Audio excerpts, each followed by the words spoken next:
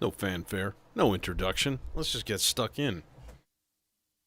Drones. Drones are not something that I do a lot or I know a lot about, to be completely honest. So, yeah, this is going to be interesting.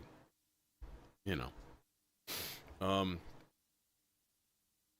I think, however, one thing I do want to do is flip around my reverb send so that it is going into the Aurora. So that means pulling a couple of cables, slapping them down right here. Pulling one more cable, slapping it down right there. Okay, that should be good. Yeah, and then we go all the way wet. So I think we're gonna go probably pretty ginormous reverb action on the Aurora. Okay. Well, let's see here. We could test that theory. Actually, though, first, let's 100% zero it out here. I did tune everything, which is nice. It was weird. I tuned everything to the .vco, and which is great because it's a digitally controlled thing. So everything was pretty much good. Pizza was really, really flat, like really flat. It's also a digital oscillator. It's weird, is what it is though. Um. Okay. So there's a lot of ways to go about this. Like when we talk about drones,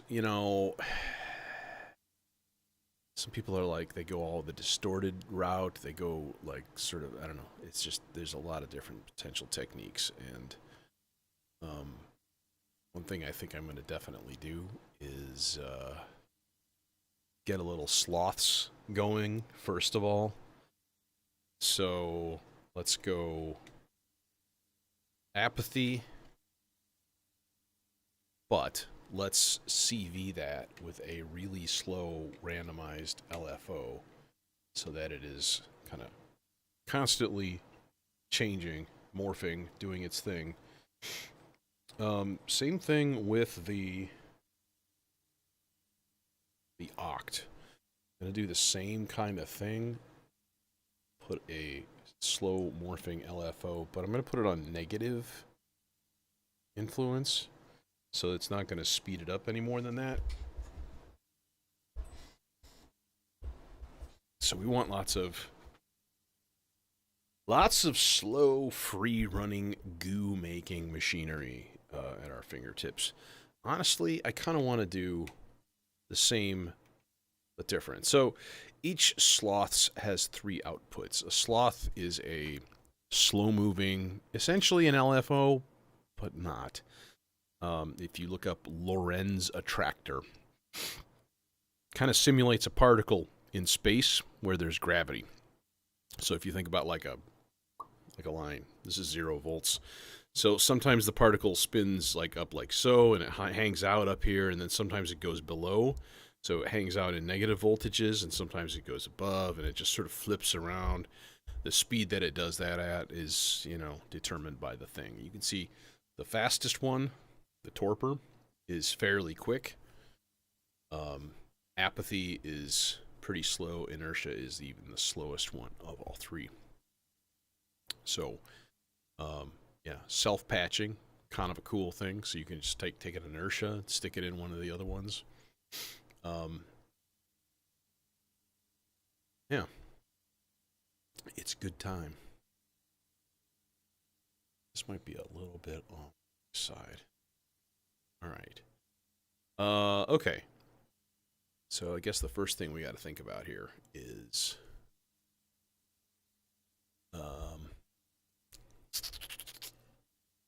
let's do shift channel hold. Set both of them. Should get the happy flashy. Yeah. Everything.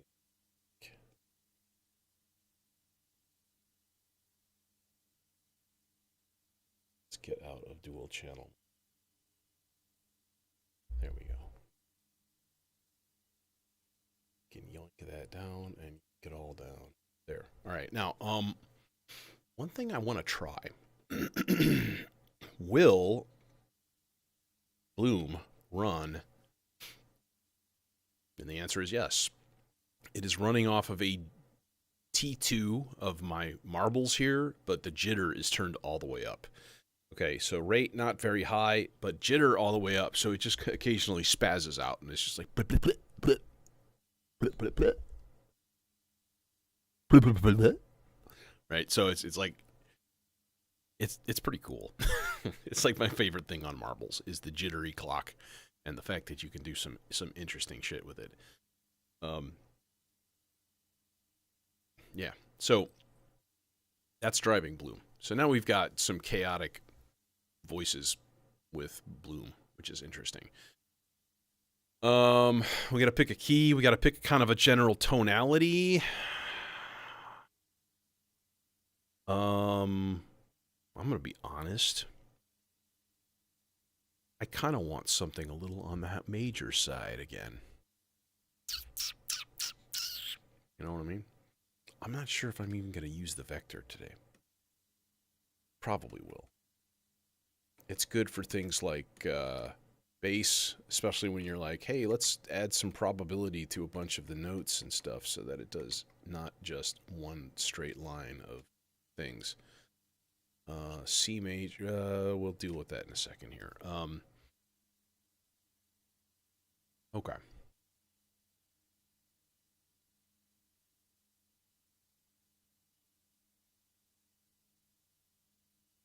Let's actually start with part 8. The reason I'm going to start with part 8 is controlling via MIDI. It's controlling the daemon core, just using a simple TRS stereo cable, which is beautiful. So daemon core is polyphonic. This is why it's useful. So we can go, I want to do some fifths. So if we do fifths, just in like C only, and then some of these can be G, and maybe F. Terror, what's happening? Oops, this is what I want to do. I want to shrunk down all of these so that they're quite a bit lower. We can even do E.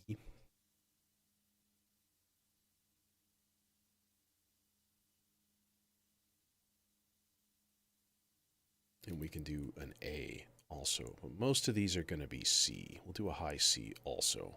Okay. Then gate all of them. And then length, direction, random. All right. So if we just hit go right now. Oh, not 16th notes, because that would be lame. Whole notes. We'll try whole notes first. See what happens. All right. Output, output, output. Output going to a filter. Where is the filter? I don't know. Where's the filter? Good question. Gated. The filter could be mono. It's my only complaint is the daemon core is not stereo, which is really too bad. I think they kind of missed the boat on that one a little bit, but you know, what are you gonna do, huh? Nothing. Ain't nothing you can do. All right, let's just plug this guy into channel 3 here and be done. Now, VCA. So output going into a VCA, doing its... do I need a VCA? I do if I'm going to control the existence of this part. So that's the thing. That's the thing I want to kind of use for the sloths today is, you know, controlling volumes of VCAs to see whether they even are playing at a given moment is a useful thing. Should have sound. No? No? Hi? Hello? Long attack.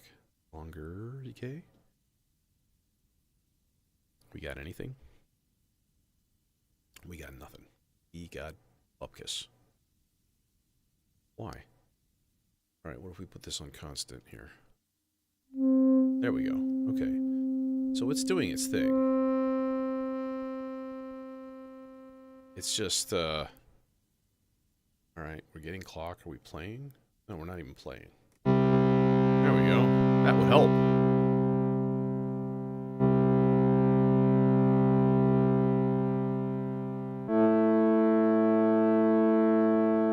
Let's take the whole thing down an octave.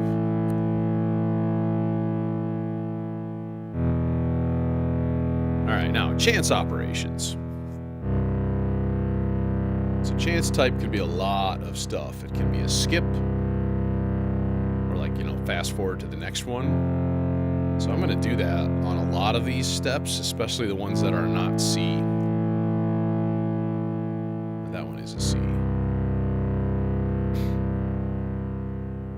So 2, 3, 5, and 6 are not C.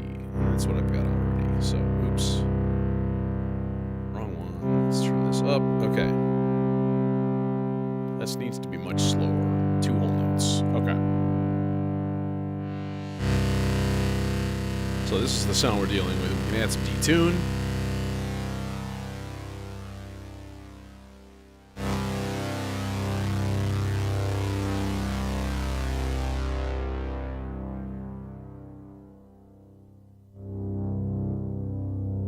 Now this is the Aurora reverb that everything will be soaking in today. You're soaking in it.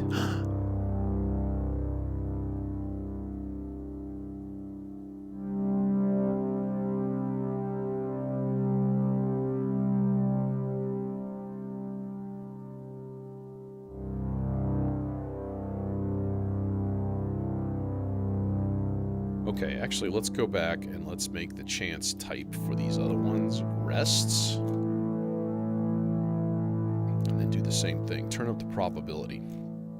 So, like, basically half the time, nothing even plays. Like, at all. Right? So, alright. Now, we can actually throw in sloths in a couple of different places, but I do want this to be a bit more randomized, so I think maybe just a standard LFO in here would be a good idea. Put that guy about like so. It should be sounding right now. Oh, it's not though. Alright, and then we can sloths the filter.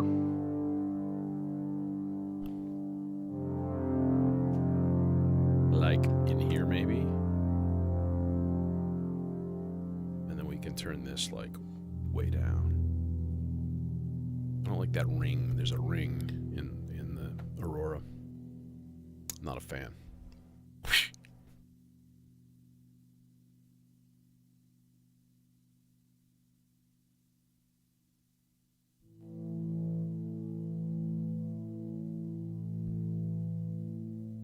feel like this needs to be even longer. Okay.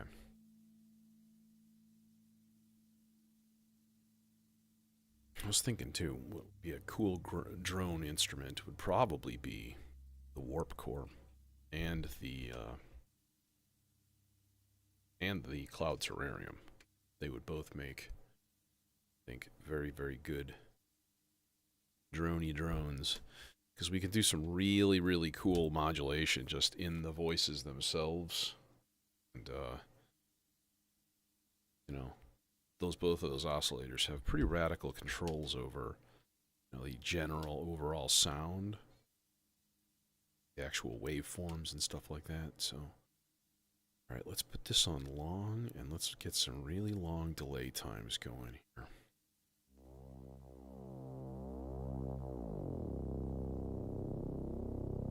Okay, so, but see, here's the thing, right? We can do...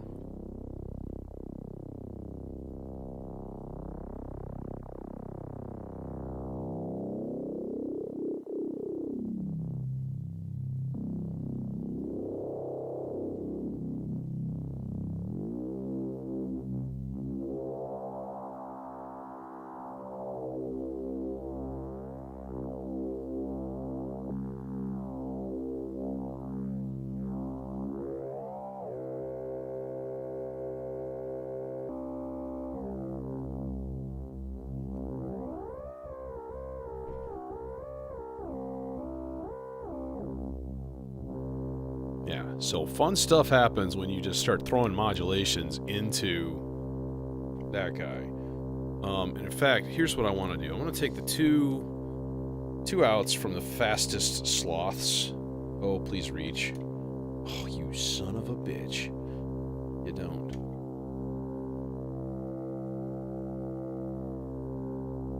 Alright, so we got one. It's funny, it sounds like it's detuning sometimes. It's like...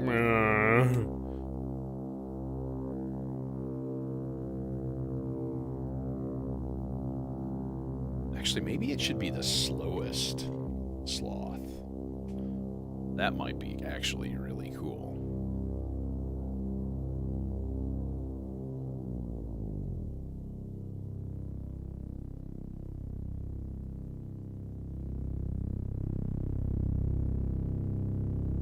Paul, what's up? What's happening?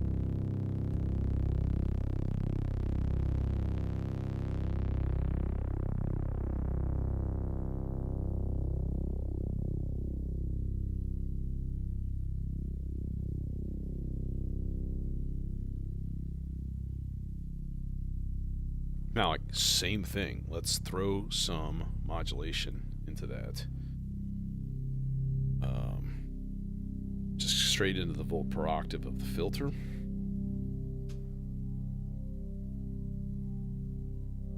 Turn the frequency pretty low.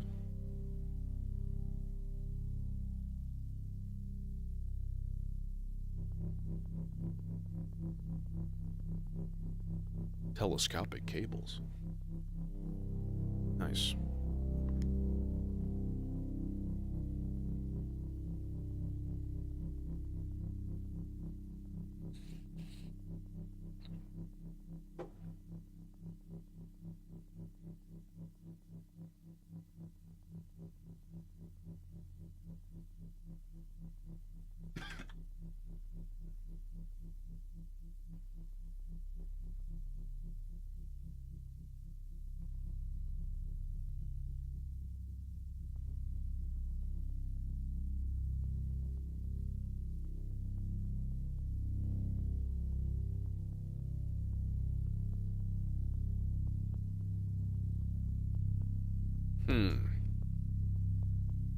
It's funny, there's like popping and stuff.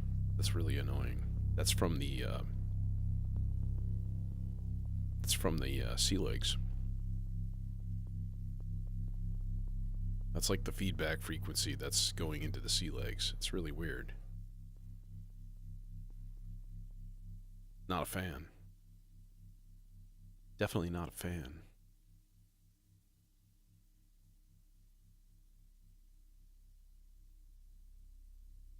That would be amazing. Nanites, dude. We just need nanites. Psychically controlled nanites. Neurologically controlled nanites.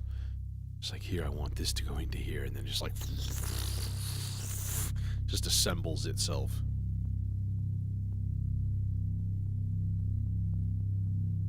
Okay, so this is going to be our main... Dude, what is with the pops? Pop, pop, pop, pop, pop, pop, pop, pop, pop. No, you cannot clock a sloths. Sloths refuse to be clocked. See, I hear clock noise, and maybe that's the problem. What I should do is pull the clock. That's probably a good idea. We'll leave it unclocked.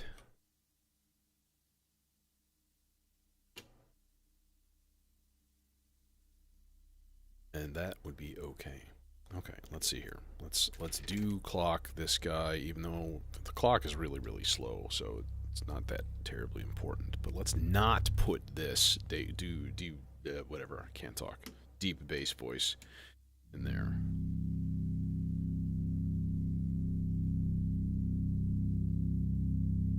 All right.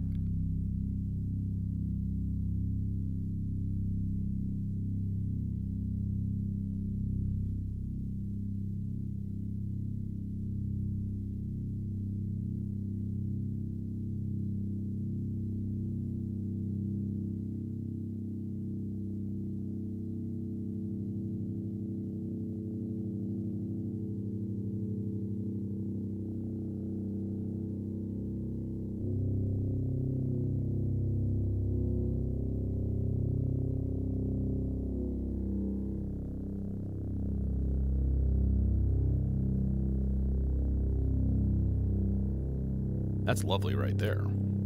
Just a nice warm wall. See, and the demon core voice came in too, just a little bit.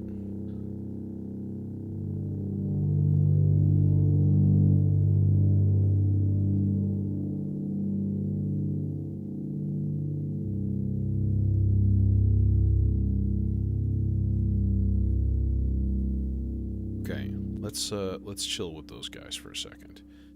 Let's think about what else we can make here.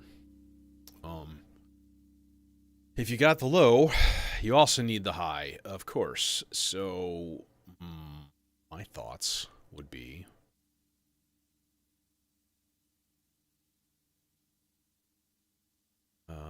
okay, we think here. We've got the bloom. We could use the bloom. That would be actually kind of cool.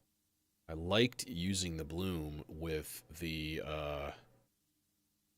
pizza the other day because it's just like 2 cables and you're done, and that just kind of makes me grin.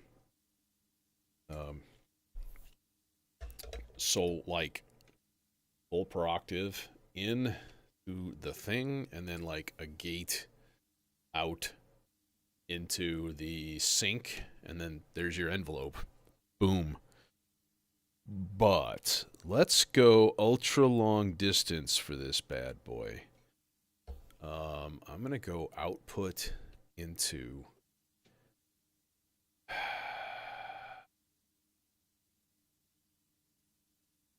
Ooh, you know what would be cool? Could we do this? I think we can, and I think we should. Turn down the regen so that it's not 100% looping. This is the Praeterio Versio stereo looper thing. Yeah, dude, that's going to be my next order, is the Gamut Repetitor, for sure. And it's going to go where my Kara is, which is the marbles clone. Means I need to sell one of my marbles, because, you know, do you need to? Maybe you do. Not if they're not being used. But, yeah, it seems like a good replacement, because they are, again, the same size, which is always a beautiful thing. Okay. We're going to go looper then out into what? Something else. We need a filter.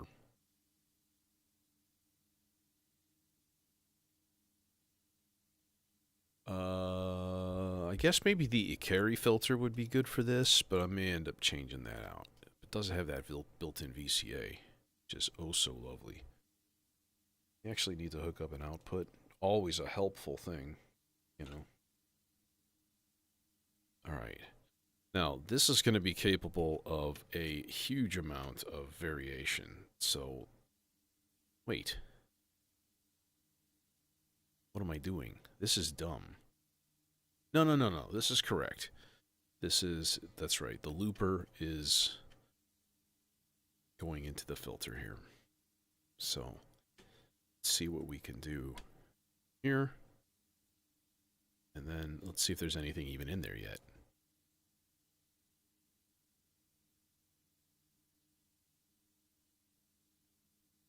Kind of doesn't sound like it. Let's do something first. All right. I'm going to work on this in 2 phases. I need to like hear the voice, the raw sound itself. And I think what's happening is our rate is really, really low. Oh, it should still be it should be firing something off. Right? Right? Like, hello? Are you nothing? There's nothing. This, and then this should be on, and it should be working. Right?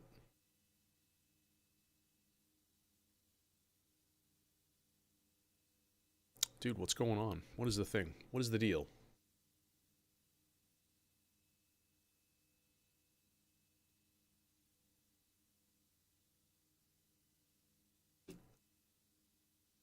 Wrong input for the envelope.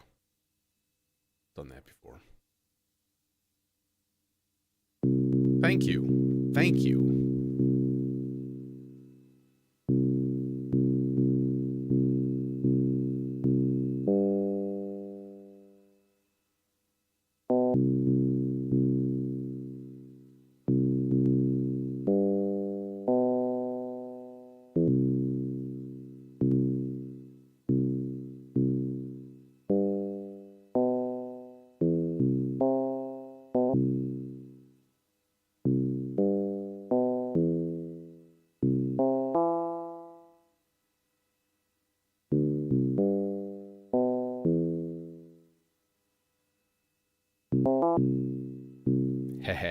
Nice and spazzy.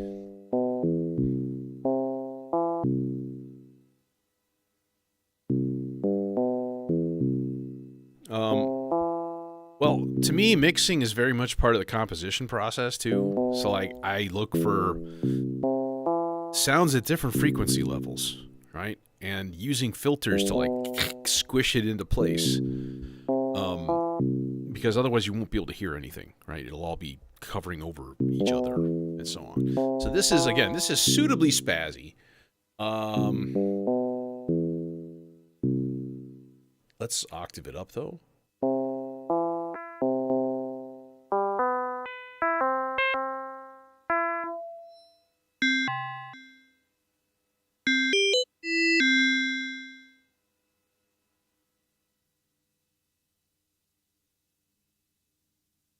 Yeah, do your thing. Do it. Thank you. Super spazzy. Super spazzy. I like spazzy.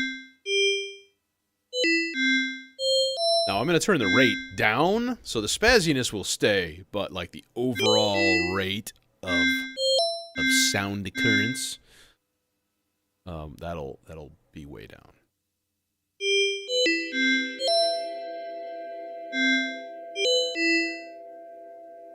See, there's that ring again from the Aurora.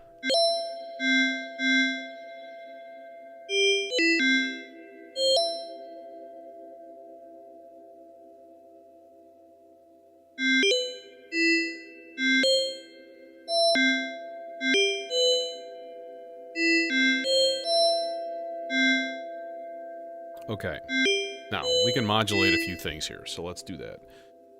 Number one, we can certainly modulate the pizza because it wants it.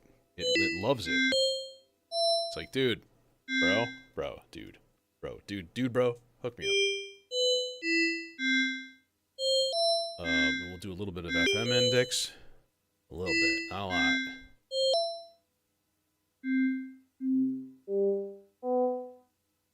Yeah, like that.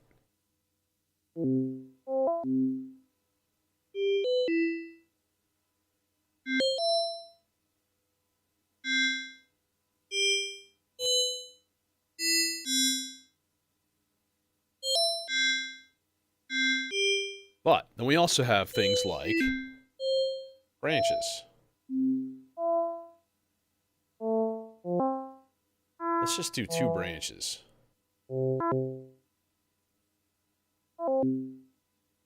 Okay, so then if we turn up path, and then we can modulate that too and make it do weird things, which is kind of great.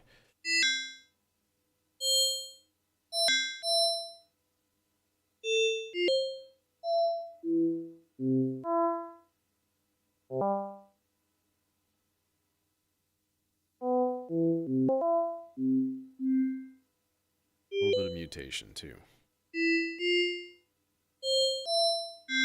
Okay, now, again, this is all going into the looper.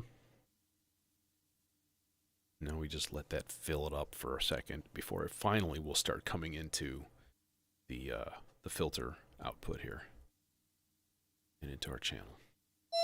There we go. Hi! Hi!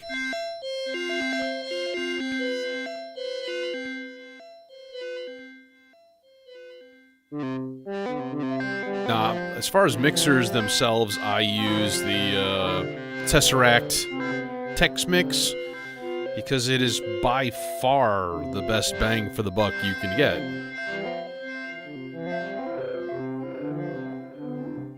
It's very loud. That sounds almost distorted.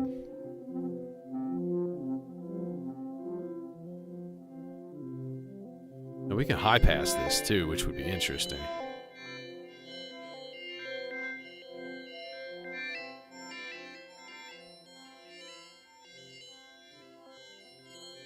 So we can just have this like funky background.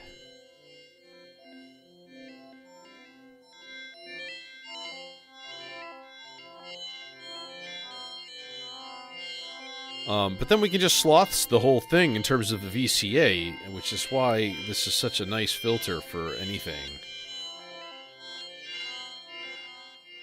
And let me think. Does this sound better as a low low thing or a high thing?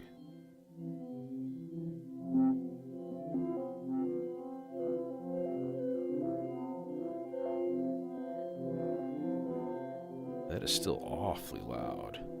It's rare that I actually have to turn down the input gain on this thing so low. I kind of like it high, I think.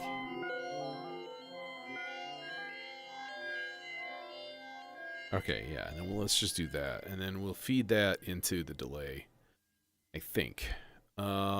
Considering, actually... No, I don't have enough cable. Damn you!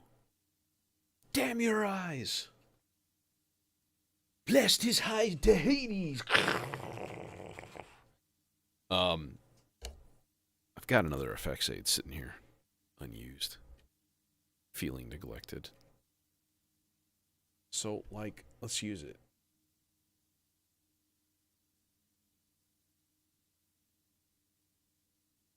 If I can. Come on, do you not fit? Are you not gonna fit? You're gonna not fit. Oh, you suck. It's because I have right angle cables. Son of a... Okay, well, I guess we're going to just go with a mono output. Actually, I mean, that's fine. I'm not doing anything stereo with it. Although I certainly could. No, we need to try. We need to try. So let's do a thing here. Let's flip this cable up. That should give us... There we go. There we go. Now we got room. Just have to, you know, not be stupid. That's all.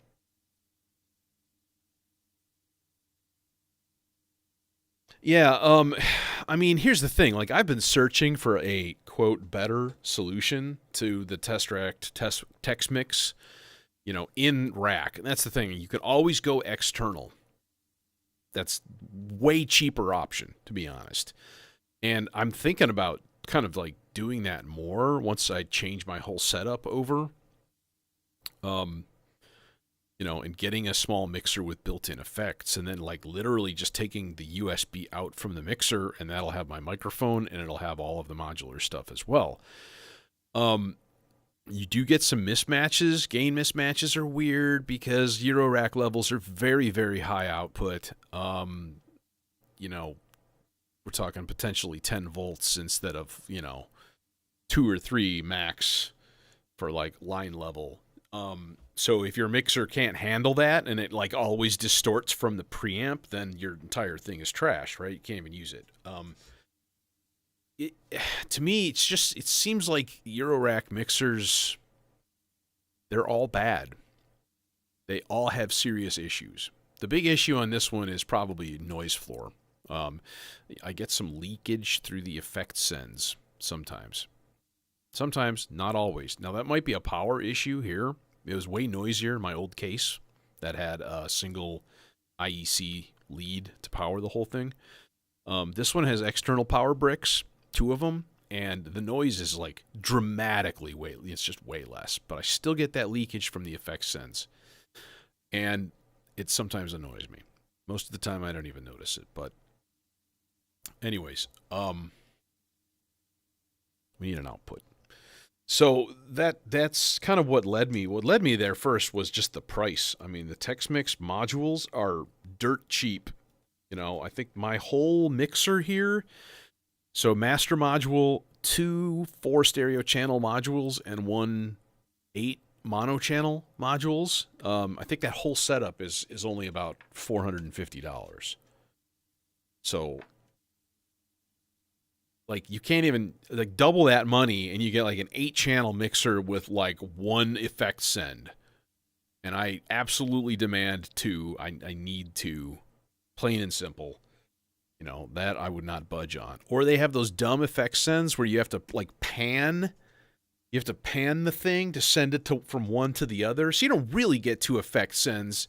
You get 2 choices, but you can only choose one. Now that's not 2 choices. You know, that's fake. Hexmix is too big. It's just too big for me. It's these 6 channels and this big ol' honking thing. Plus, you know, me and Bifaco, we're not having a good relationship right now. Okay, now I do have like an endless reverb on here. I think it's program 1.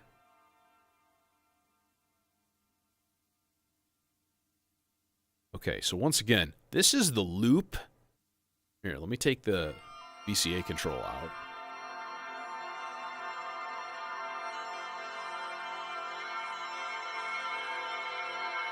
Well, I've got a couple of their modules, and like some are good. Like I built myself the Pony VCO. That's really good. It's fine.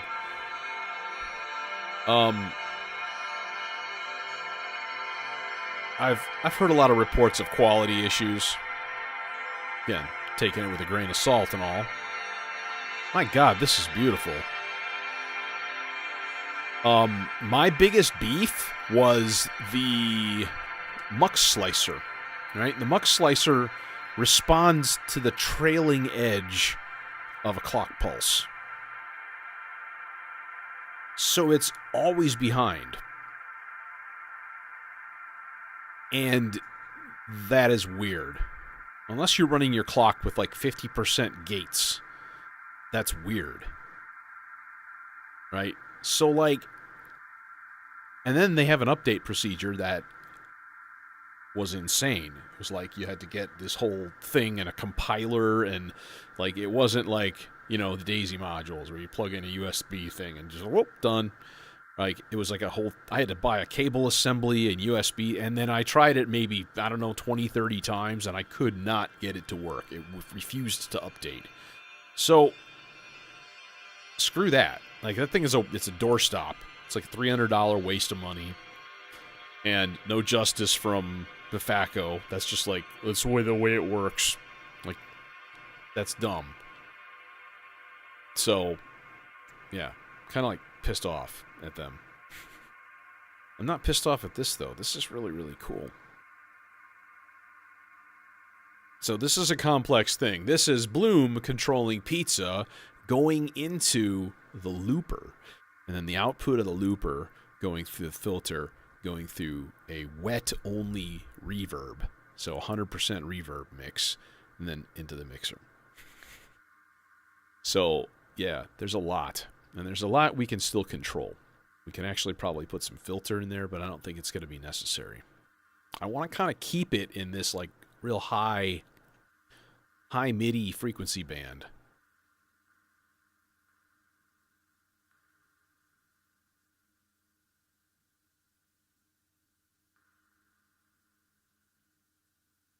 So yeah, between the branching sequences and the looper, like massively delaying the signal by like 12 or 13 seconds,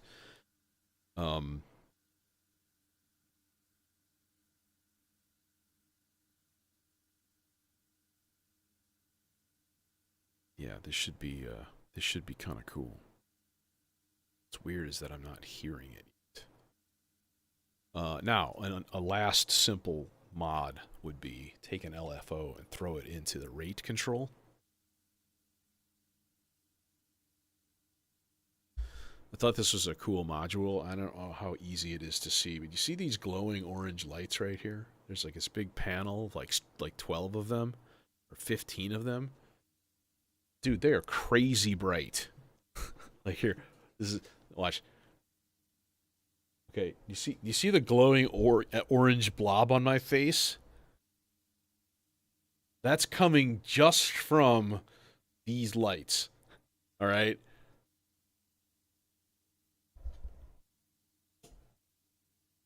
And they're shining right in my face.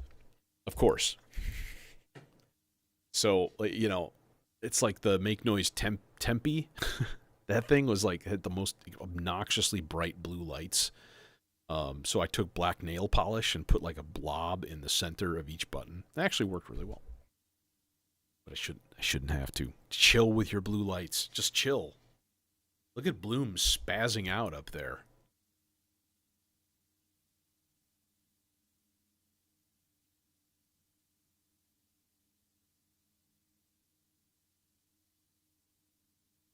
Yeah.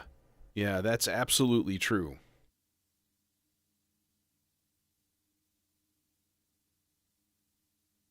What do you mean dark space on that top row? What? What you talking about, Willis? Like when the lights are out? Oh, yeah, I see. It's just black. Well, that's the wave transformer, the .vco, and the stereo sem, and the Doepfer filter. That none of them have lights on them at all.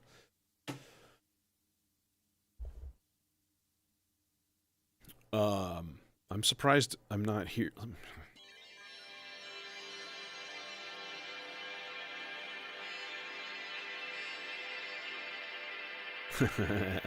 that's the high part of our drone. Okay. What I want to do though is let's get something here that I can put under VCA control. Now, the nice thing about Marbles is that it does put out gates, not triggers. Okay, so if you put it in a VCA, it's just like it's on or off, which is perfect for a lot of things. Let's do something here. What are we gonna do?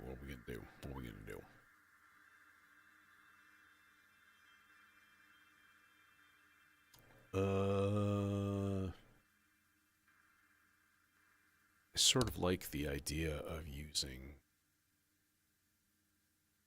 a complex output of the wave transformer. Yeah, but let's take it to another level. And we'll put it into this cinnamon filter, which, of course, we're going to overdrive and make it sound terrifying and awful. And then into VCA, and then VCA, for now at least, into a channel. And let's see what we got here. First of all, that. Okay, y'all need to chill. That is super, super cool, though, I gotta say.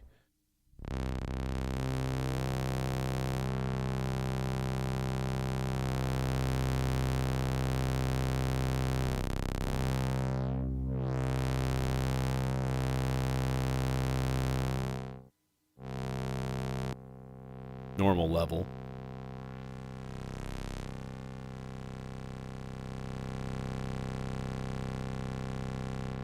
Crazy cracked out resonance switch on.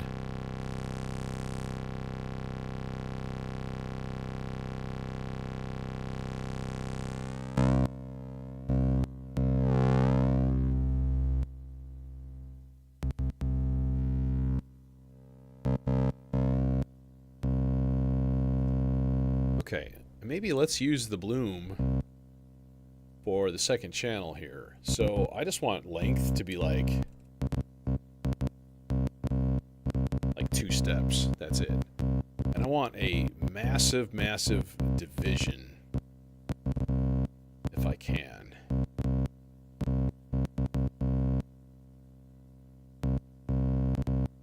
Oh, shit. That ain't gonna work. That is not gonna work.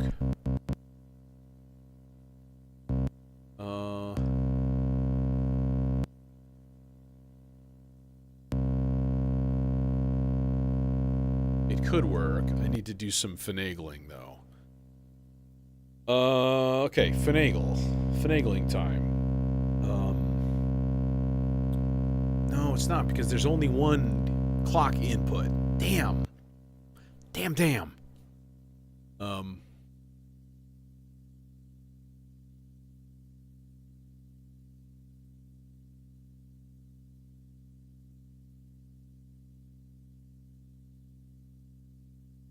Okay, well, we can fake it then. Here, we'll fake it by going, instead of 2 steps, I'm going to go 4 steps, and then I'll go D, E, F, G, D, E, F, G. We're just going to go 2 notes. The root and the 5th, and that is all. Okay. So that can come out of channel 2 into the volt per octave. Hey, that's not F or G.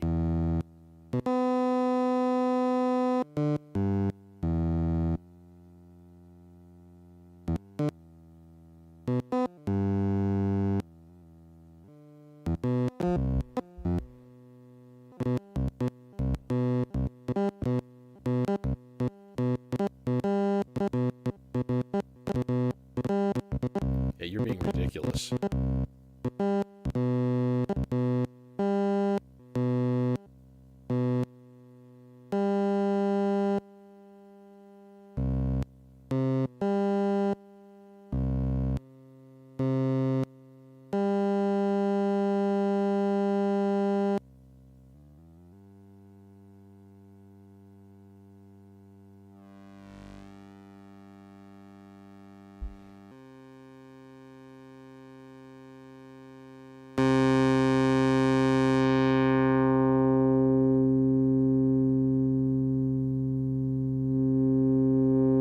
Okay, let's actually take the high pass out on this. Or band pass out, even better. Yeah.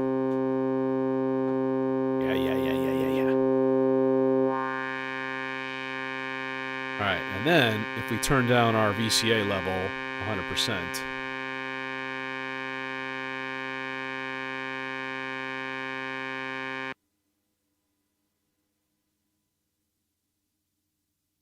then we get just blap, blap, blap, blap, blap, blap, blap, blap, blap, blap, blap, like it'll be random little bips here and there. Like that. Okay. Proof of concept is successful. Let's add one more thing into the signal chain here. And that is the Erica Synth's dual drive distortion module. Input into there, but we can use this sequentially. I don't know if I'll need it, so you can actually use channel 1 into channel 2. They're normalized. Okay, let's be less obnoxious.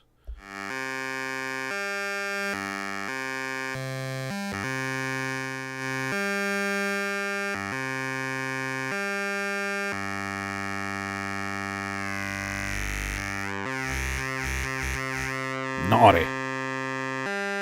Let's go up an octave, though, huh?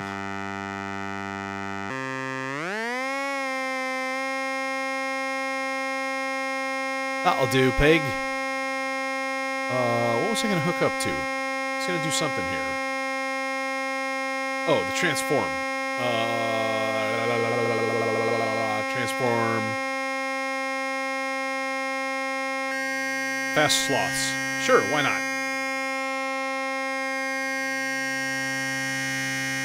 Naughty. And then, now let's go up another octave.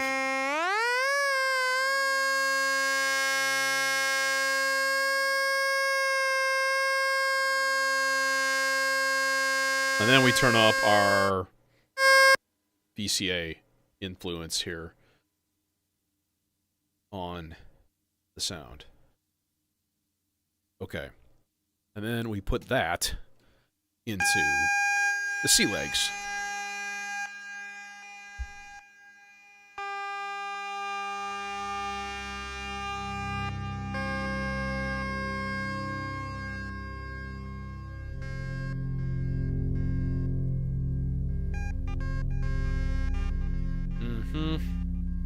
That's what I was looking for. Just like spazzy spaz.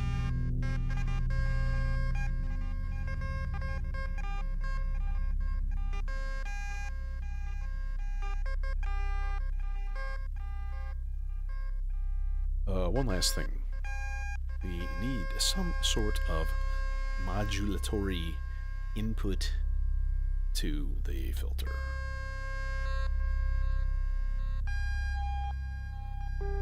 Feels like a job for sloths.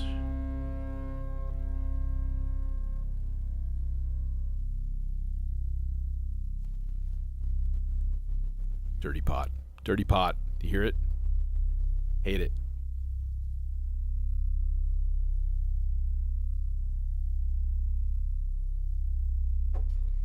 Yeah, sure. So I've got the motion meter, right? Which I don't use enough, and I should, because... Yeah. Anyways, IntelliGel 1U SVF, state variable filter. Fantastic. Lovely little module. Just a great mono analog filter. This is the Gold Master by Endorphins, sort of for mastering and compression, and like it's got an EQ and a stereo imager and a compressor for my final output. This is the Zork's distribution strip. So you've got 4 inputs, right? Purple, red, green, orange, and each one of those is duplicated 4 times. Okay. Now, these are also just offset voltage generators, so if you just plugged it in when there's nothing in the initial source, you could just use it as a static voltage generator, which is awesome. So right now I have my apathy, the channel at X and Y going into the purple and the red trace, and then you've got attenuverters on each of the outputs. So you can invert it, you can attenuate it, you can do both, send it to different places. It's a really fantastic chunk.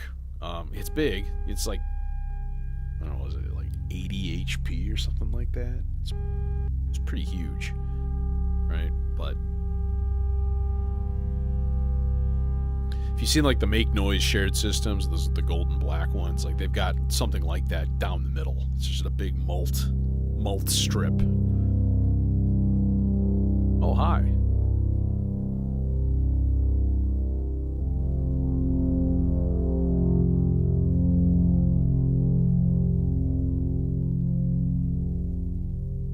I haven't heard my lovely loop yet.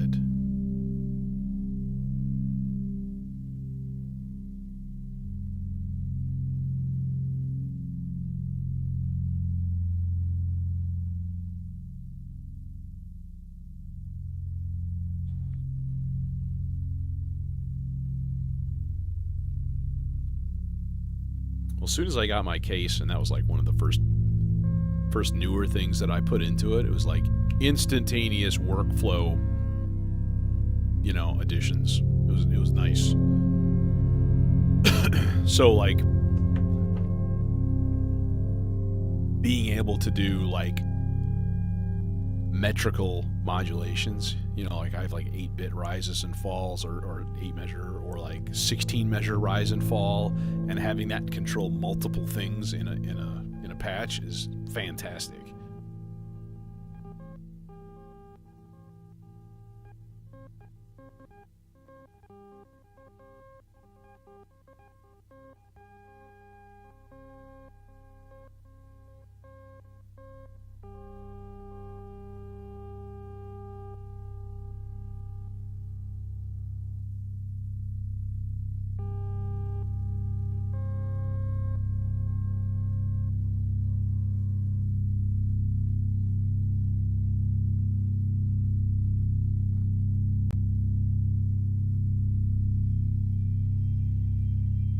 Oh yeah, that's a big boy.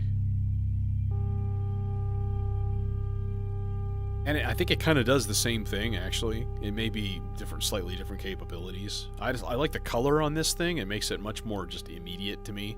Feels great. Like the pots are really like stiff but gooey. It's I don't know. It's interesting. Clearly, they are using high quality components in their manufacture.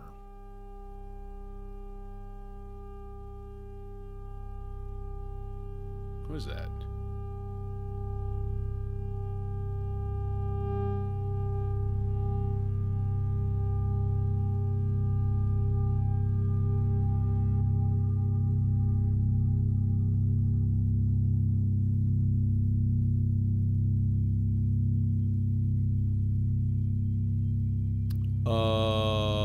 Okay. One slight change. Slight change here. This is going from, one of those X things. I actually want to take a gate in and change it into a trigger. Now, I don't know if that's going to sound good. I may have to simulate that with an envelope. But it's on this little buzzy voice that I have going through the cinnamon and stuff.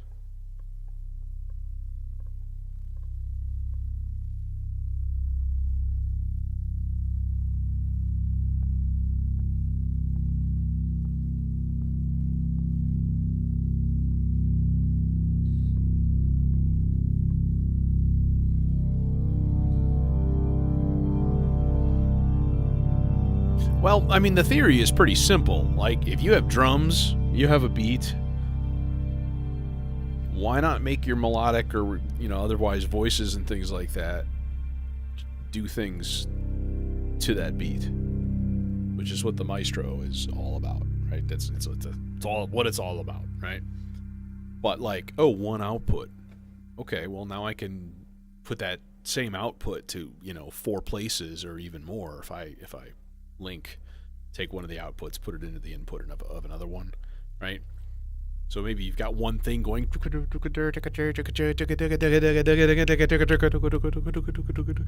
could send that inverse to something else so that when it's when this is down, the other one is up, right? And then they kind of trade off. You know, you can do some cool stuff with that with one signal, right?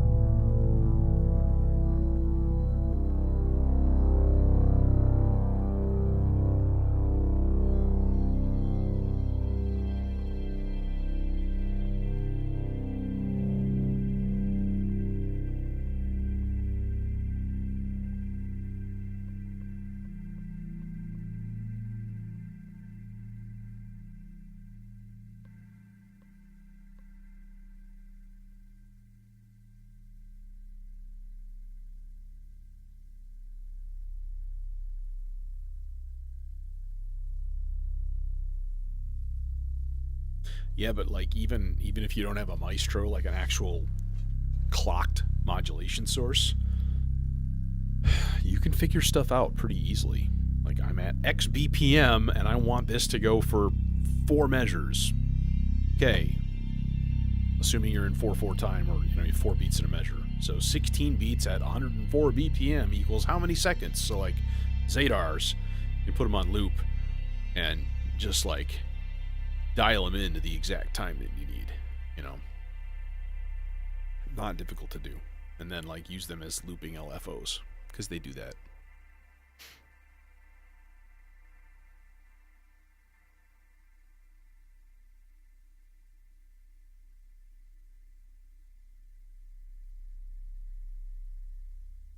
Now, I don't know if my... Oh, it is working. It is working. Yes.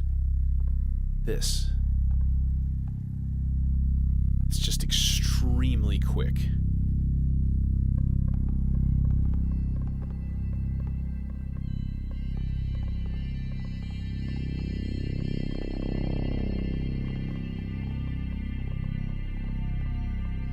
Yeah, and I mean, Zadar can be, you know, if you have a way of generating multiple measure triggers. I use the vector for that all the time, right? Got an 8 whole note output on one of the trigger outs, so like, oh, boom, and that hits an envelope, which is what I do with a lot of my like weird effects, or like every 8 whole notes throws out a 4-second attack decay envelope. Easy, you know. It's kind of low-hanging fruit in a way, but not really, because everybody likes it. People like that sound. It sounds great.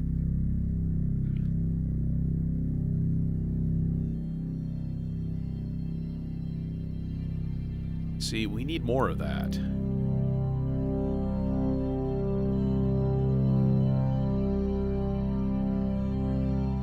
I think I need to turn up the regen.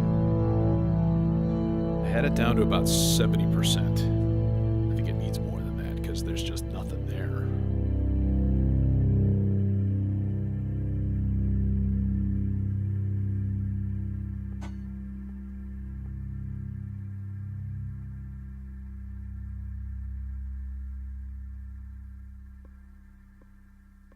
Dude, I hear that. That's why I'm moving my whole setup, because like I have cool shit that I could add into this and there's no space.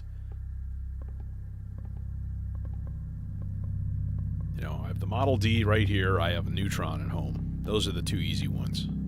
I have a Micro Freak. You know, my subharmonicon is, you know, banished down here, but it's also sitting on top of a drum root. Drum root can be controlled by the vector. So many possibilities.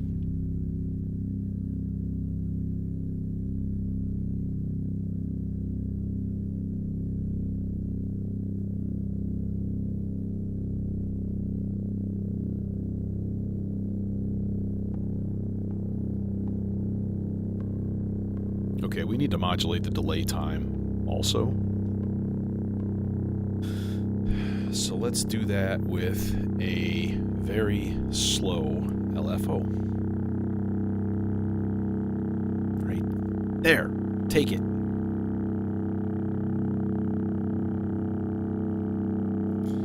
then I'm going to put this on Pong, which means the right time is like reflective of the left time. So as the left time changes, then we should get some interesting results.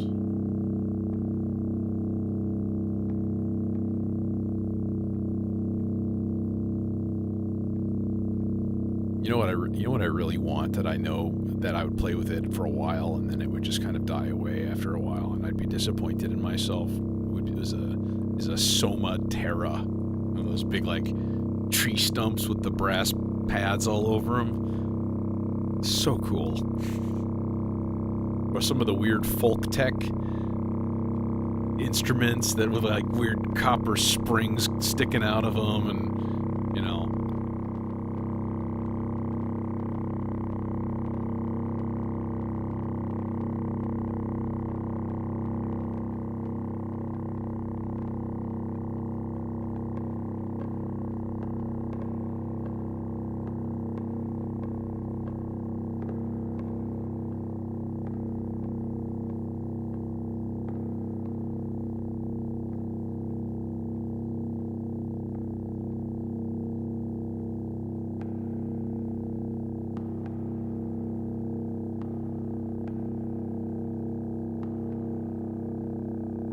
Yeah, and they just look so interesting and like artistic and beautiful, and like, what is this bizarre alien simulation thing that's been injected into our reality?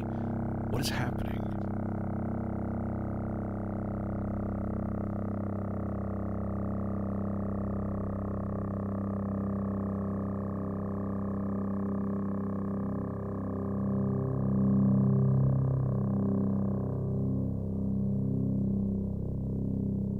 It's a little bit too bright on that filter there.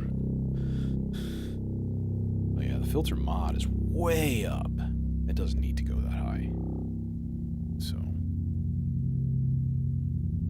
that's just gross. Just bleh. Ooh, the resonant garden. Yeah.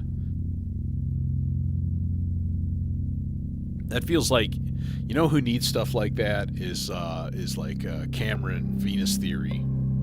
You know, he does a lot of sound design and like making patch packs and sample packs and things. It's like, brother needs to get himself some weird shit.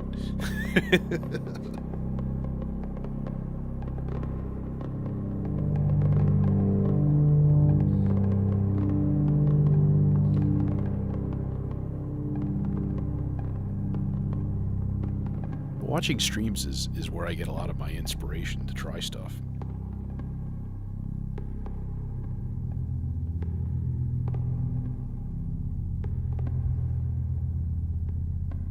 Yeah, that's right. I forgot about that. The horror box.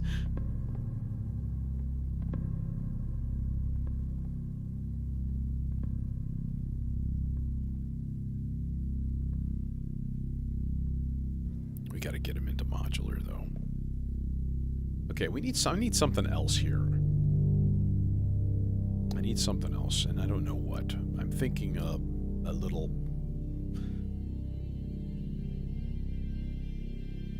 Yeah, let's do a Turing machine voice. Haven't done that in a long time. Oh, there's the loop. It's so beautiful.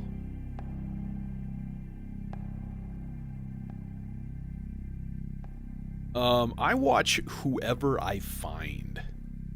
That's a sort of a cop-out answer. I mean, I can't get enough of Colin Bender's, but some of his stuff is also, pretty equipment intensive, let's say.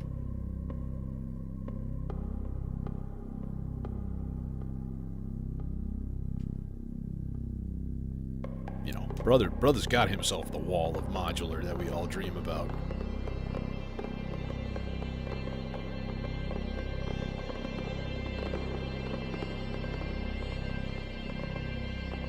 Yeah, you know what? I'm gonna revise my using an actual straight up gate for this. It does sound a lot, I mean, it sounds kind of cool, but like not what I was going for in terms of like there. Let's just give it an actual, yeah, an actual envelope. There we go. Now we can turn it down. So then that becomes an actual frequency instead of just like pop. Oh, okay. Where are we going with this? I feel a cloud terrarium coming on.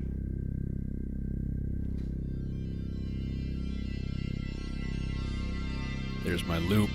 Mmm, delicious.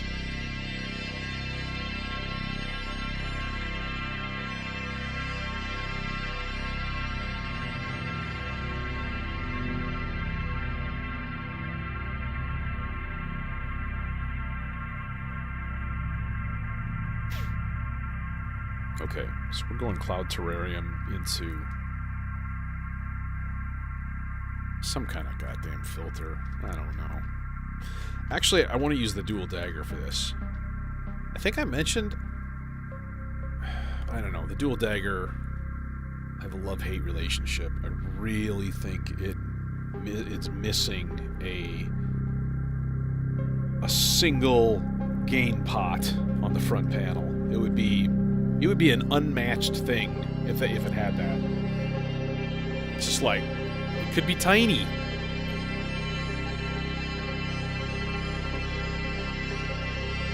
Otherwise, as far as sound shaping, it's really, really fantastic.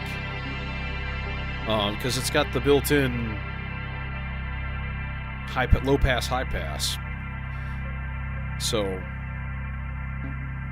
okay, I hate to do this.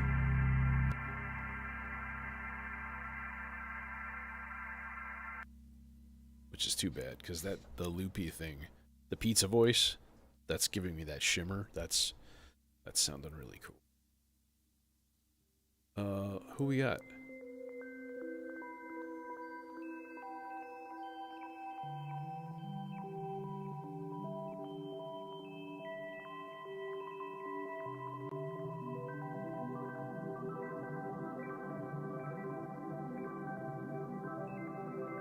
Hey, Simon.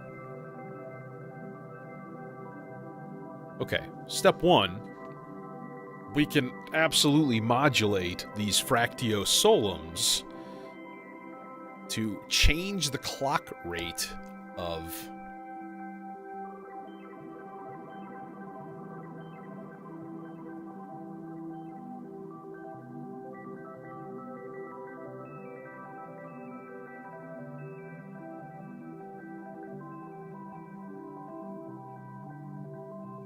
the Turing machine.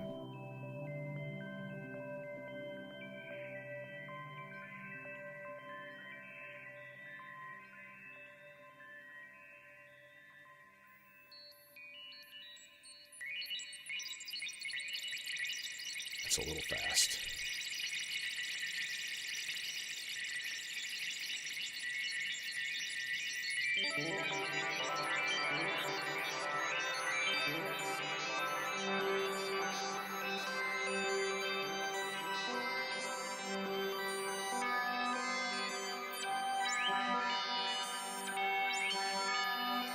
All right.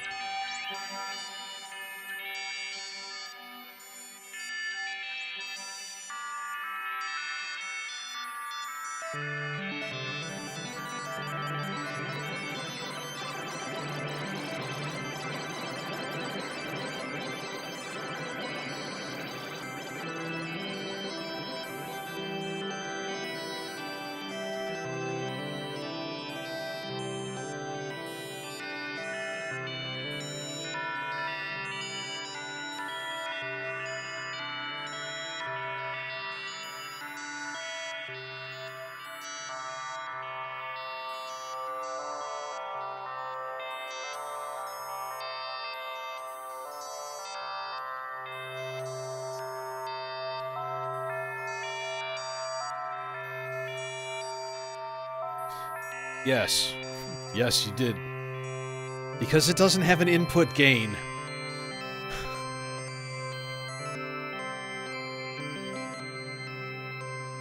And I have a number of modules that have fairly quiet outputs. Chainsaw, to name one. R-bar, to name another. Endless processor, to absolutely name one.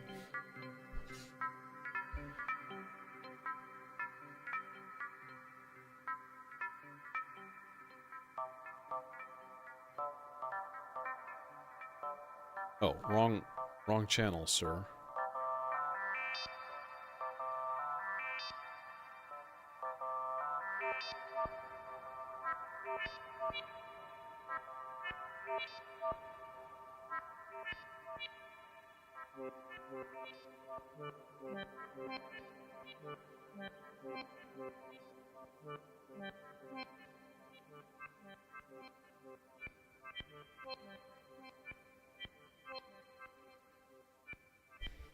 But I have considered getting a second dual dagger just for, like, the output. So, like, you know, put it right before the gold master, basically, and just as part of the permanent signal chain. So you can just be like, you know, just filter your entire mix. That'd be dope.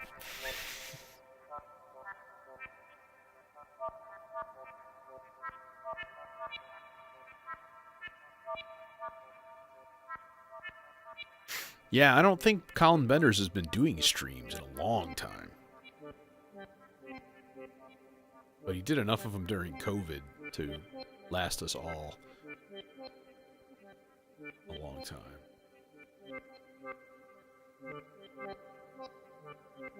So I haven't really heard much in terms of super spazzy high-speed clocks.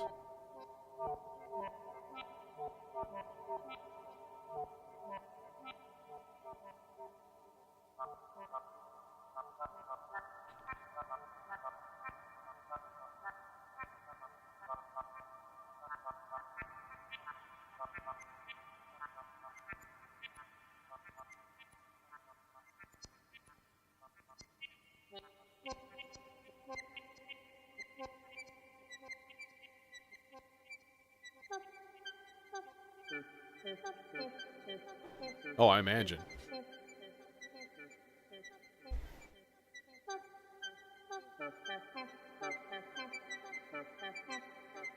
So this is interesting. It's just kind of dancing around our heads.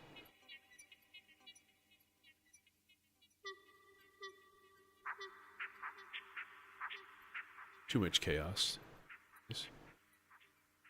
There, a little detune.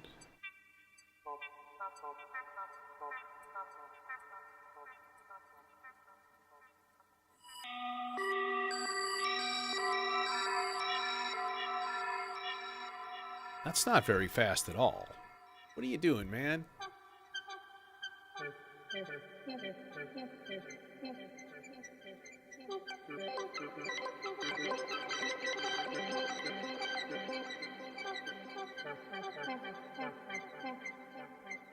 What we could do is just do the offset at 0 and then turn down the actual rate here normal.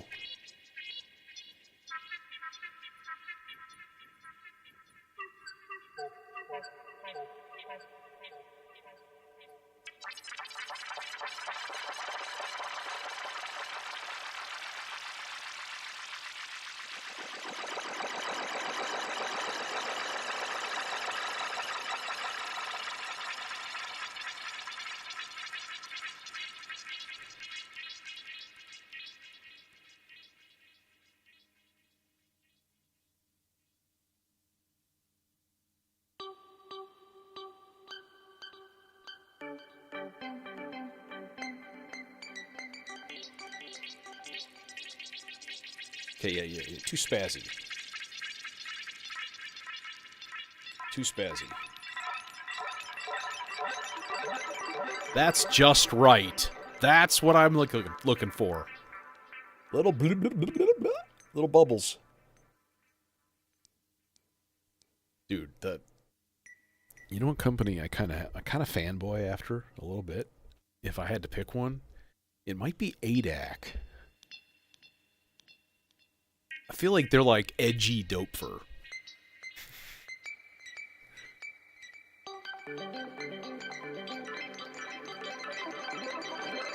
Oh, that. Yes, yes, yes, yes. Okay, now let's...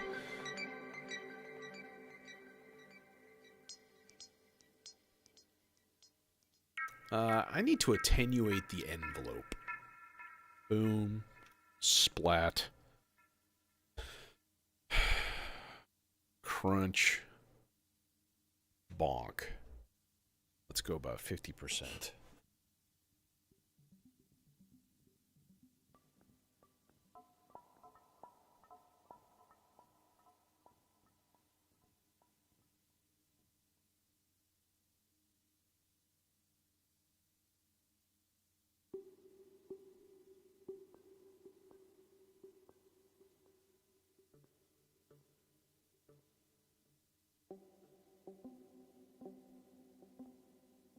Yeah. But they just do things in a weird way sometimes. Like they've got some really funky modules. Especially in like CV and processing and stuff. Like the monotrail one, the Bezier waves, that's cool. Or like the marble physics. I'd be so intrigued to try out their ginormous granular looper thing. I think that would be super cool.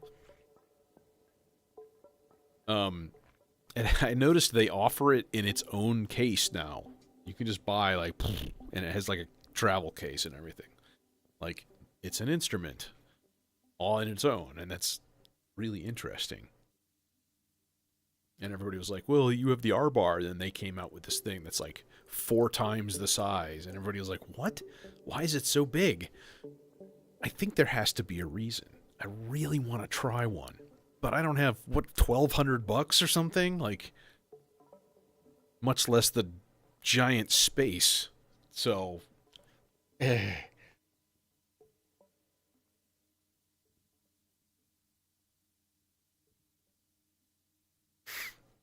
unfortunately, that's a big expenditure, and that's going to have to wait a while.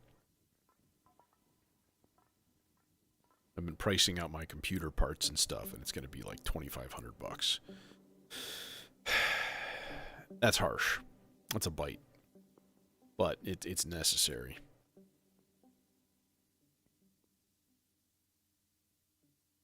I got all the physical stuff that I need. I got all the tripod. I finally got this tripod figured out. This is a nice one.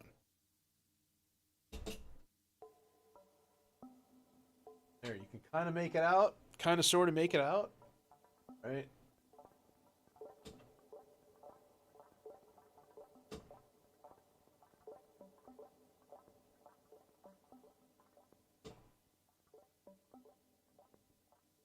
It's got arms.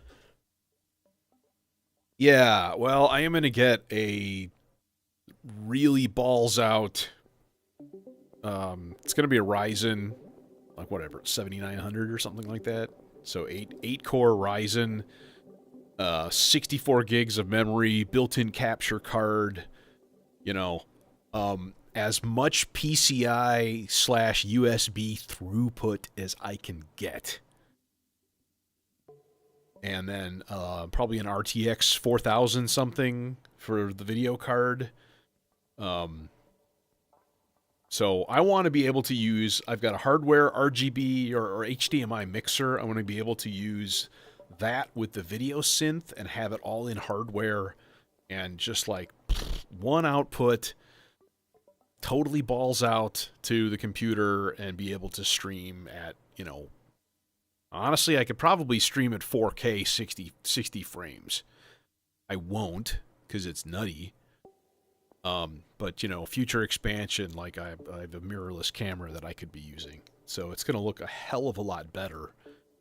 And theoretically be smoother and that kind of thing. So, and then at the same time, I'm going to be recording streams. And I'll have a much bigger system available because I'll have basically everything. So, yeah, that's the plans. And then I'll have my Rhodes right next to me, and I'll be able to actually play it through everything. So, plans and plans and plans. This is interesting. Okay, let's leave this the way it is. A little bit less low end, though. And then we can actually do one last little modulatory goodie here, which would be to... Let's take the fastest one here, and we'll put it into the LPF pan. So it should start flipping left and right for us. Yep, there we go.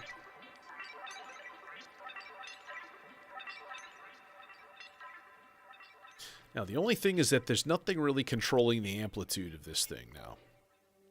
Like, it would be nice if it sometimes just didn't play, right? So I think in order to accomplish that, we gotta go 2 more cables here.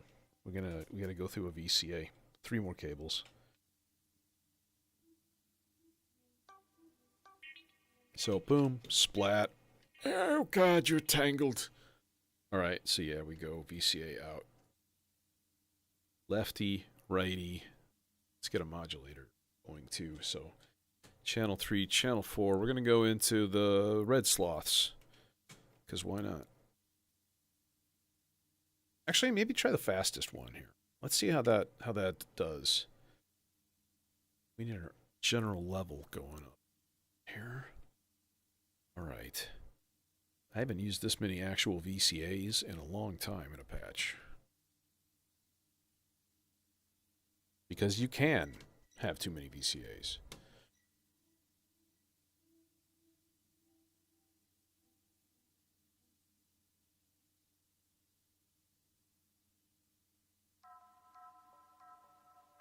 There it is. Okay.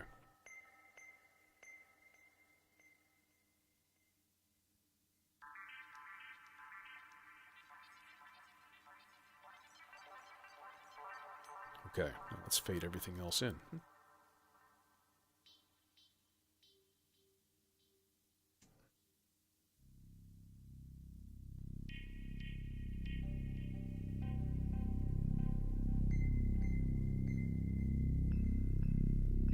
Yeah, I don't want to have to buy another one for like 10 years.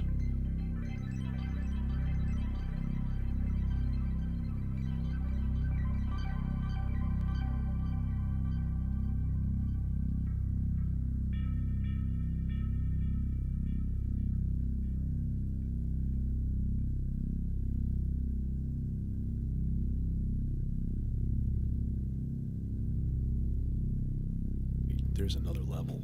We can go another level. We should. We can put that little bubbly patch thing into the emitter Versio, and we can put that on.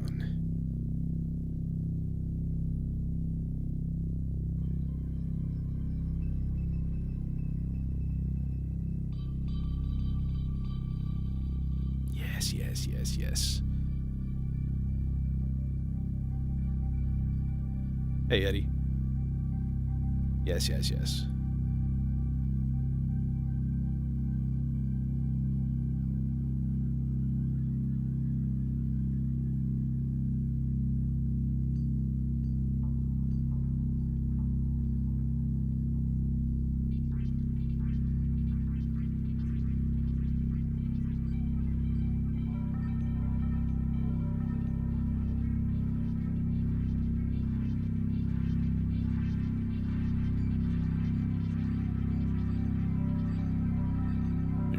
Two voices right now.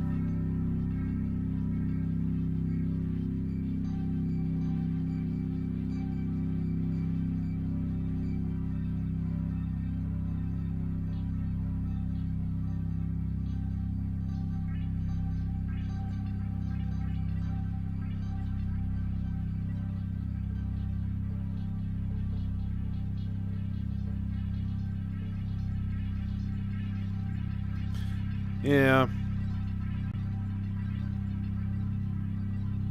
I've just bowed to the pressure. And I feel like it's... Hi! Hello.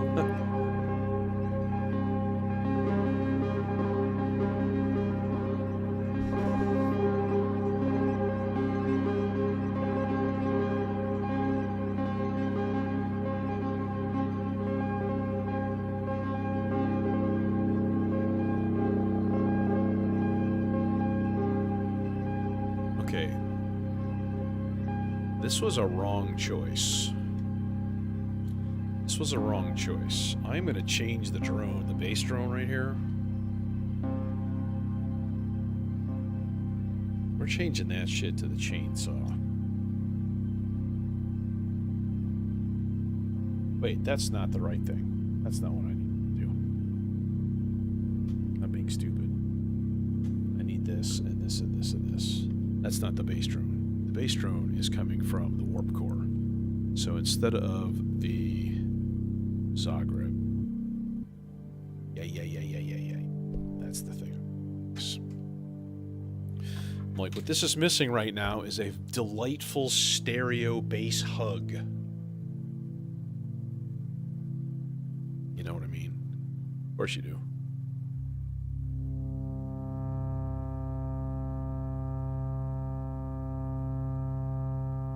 Let's put this into detune. Might be too much, to be honest. Now let's put it into wave shape. No, let's not. That's horrible.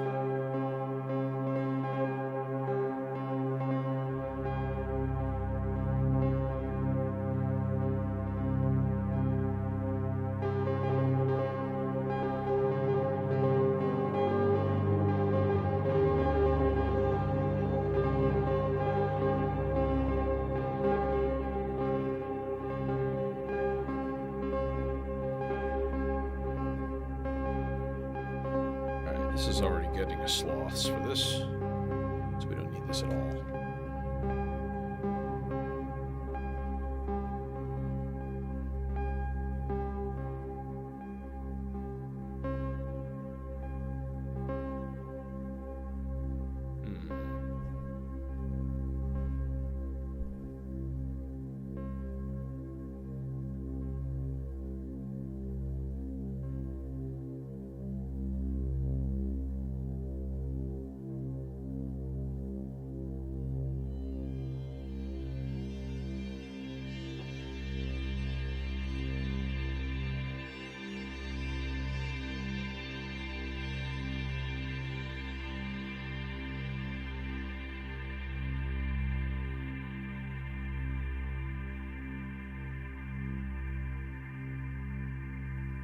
That's quite delightful.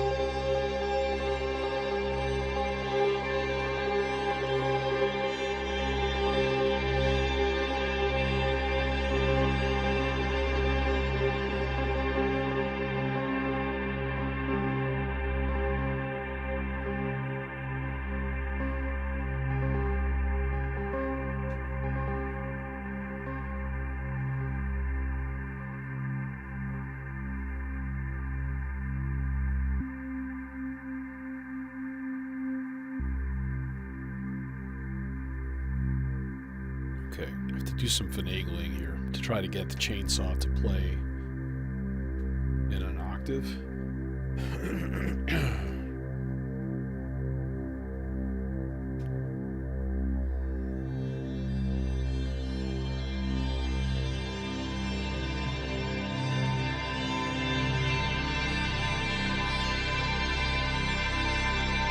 There we go.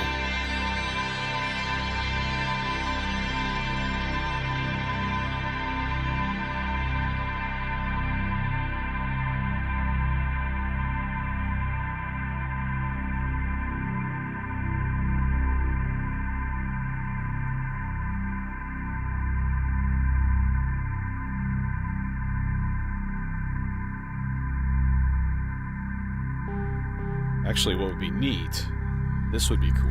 Let's try something. I'm gonna have to mute everything though, which sucks. Because I'm really, I'm digging the whole vibe here. Okay, you two. I want to see, what does it sound like when I have separate outputs here for the high pass, band pass, and low pass on the Zagreb. What happens if we just take the separate outputs, the high end? Dun, dun, dun, dun, dun, dun, dun, dun. Dun, dun. Okay, that's kind of brilliant right there. That's really cool. Because then, here's what we do. We put it on pre-fader effects, so we only get the wet. We just run that through a little bit of reverb, a little bit of delay. A lot of delay. Combined with...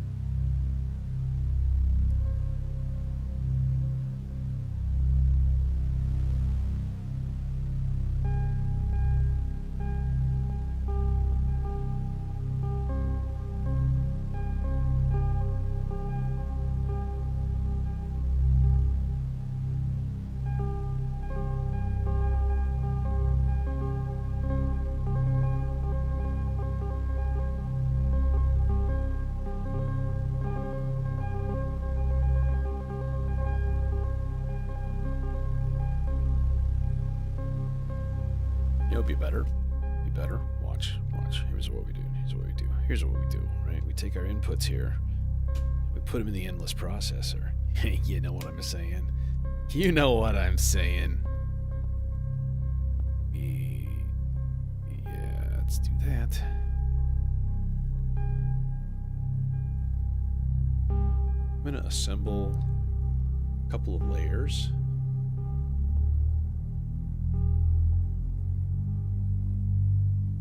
Let's throw a G in there too.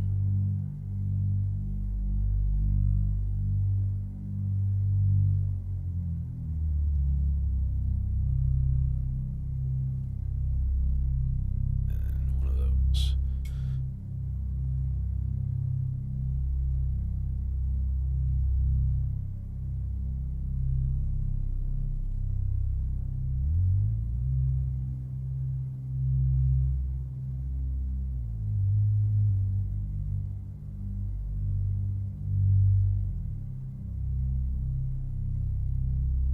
So I filled the layers in the endless processor with various notes.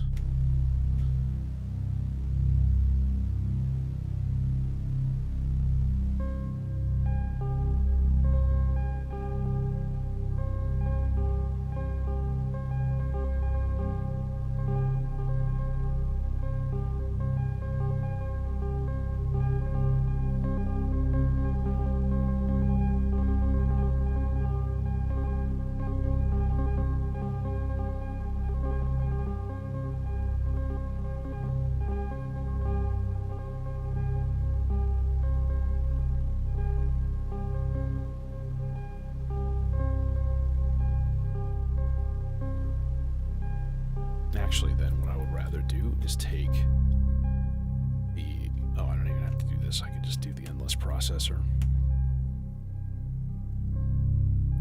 Like, outputs. This might be bad and horrible.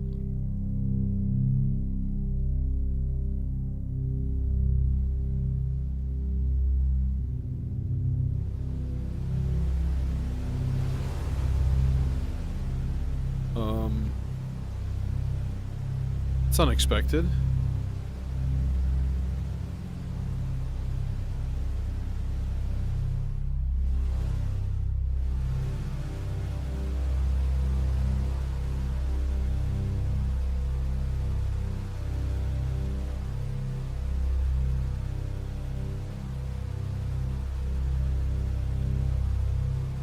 Alright. I'm going to use the other channel of... Let's see. Yeah, let's use the other channel of marbles to trigger a very short envelope. And then that's going to get into the VCA. I'm going to use two separate ones, unfortunately.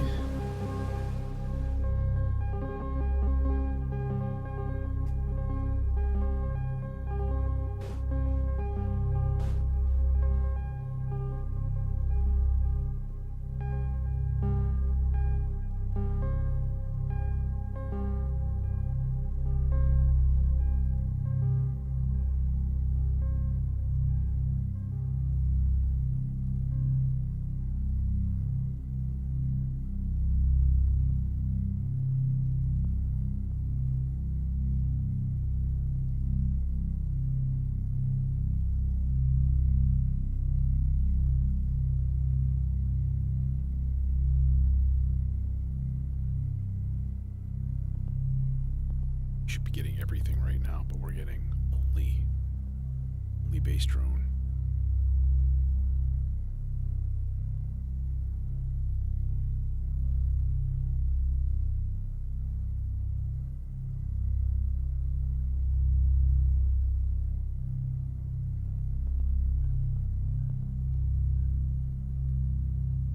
One last thing I want to do. Take this and attenuate it and put it into the detune.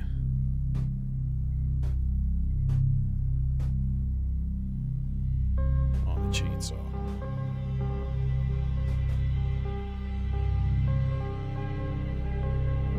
Just to change the speed that it's kind of detune beats.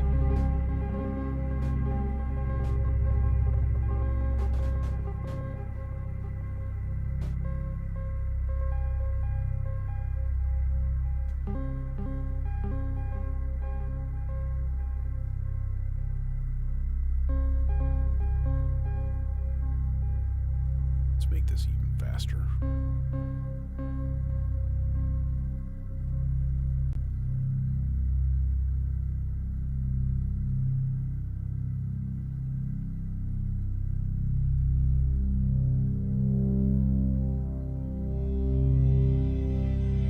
Hello.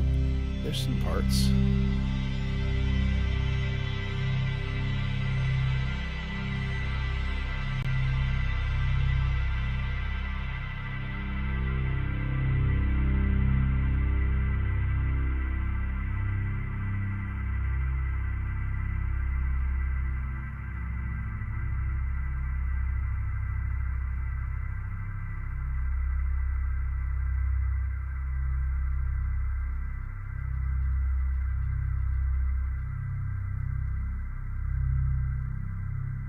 Yeah, that's not a bad idea. I've got an extra effects aid laying here. But I think putting that a little bit of slow modulation into the detune control tends to do a good job too. Subtle.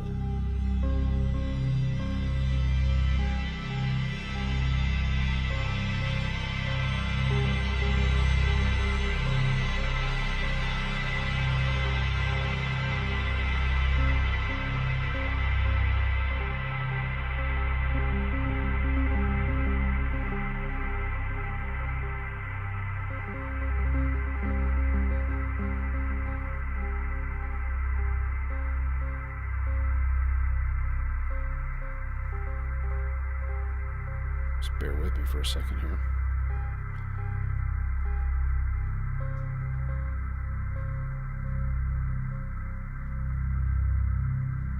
This could be horrible.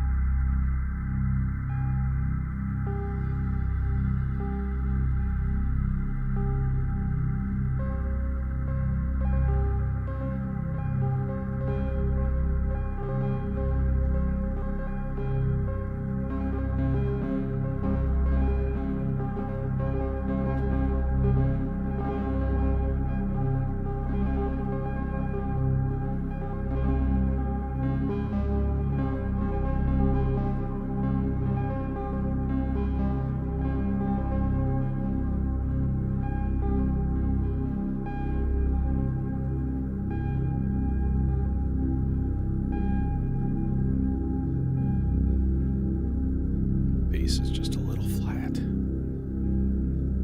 It's funny, I tuned everything beforehand. Like everything I'm using is a digital oscillator. So there's no reason that anything should be out of tune. But it is.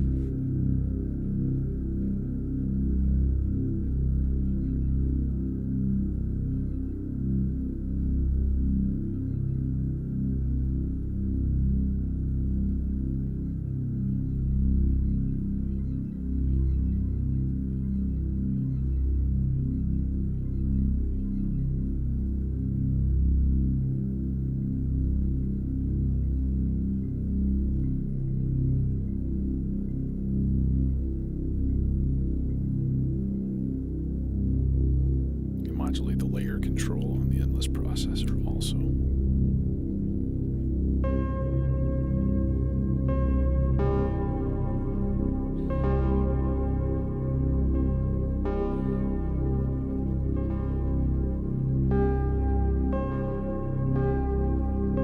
Well, I think in any music that you make with a synthesizer,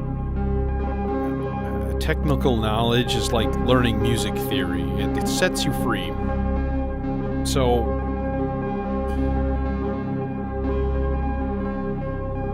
I'll try to provide. I appreciate it.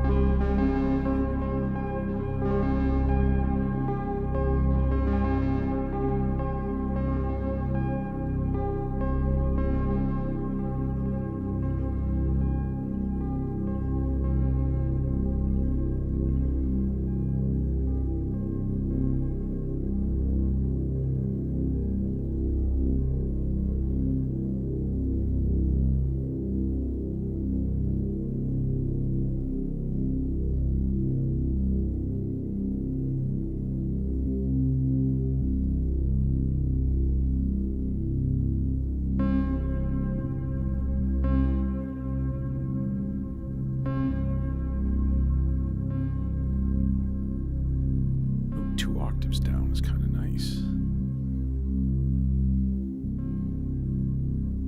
It's kind of real nice.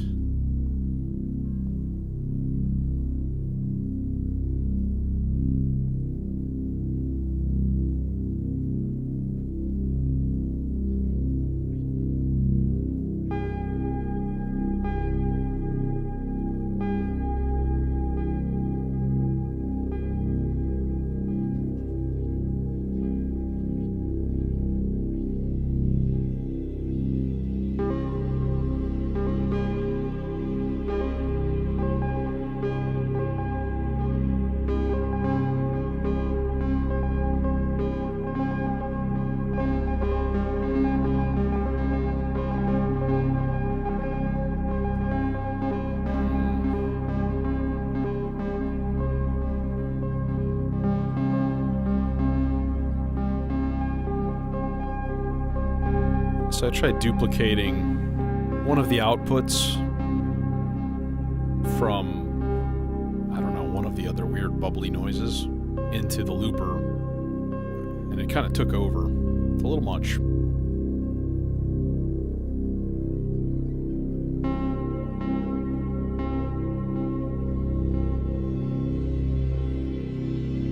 I'm curious about something. It looks to me like the left to right input is normalized as far as recording left from left and right channel. I didn't think it was. I thought they were really separate output inputs. Maybe the right channel is not, which means if it goes through the right channel and then it dumps it to the left, the whole thing process ought to last longer.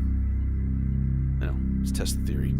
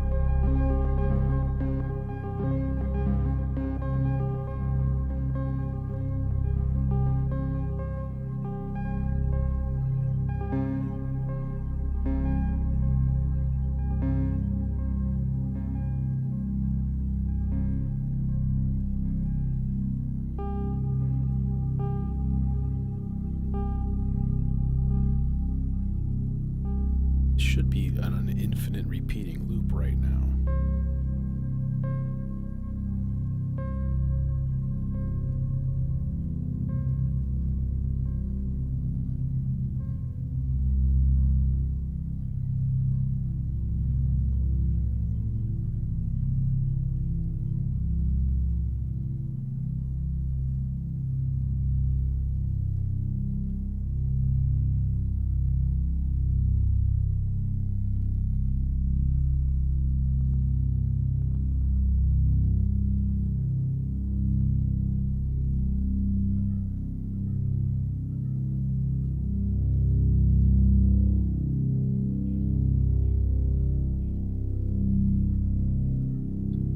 This is what happens when you use a sloth to control stuff.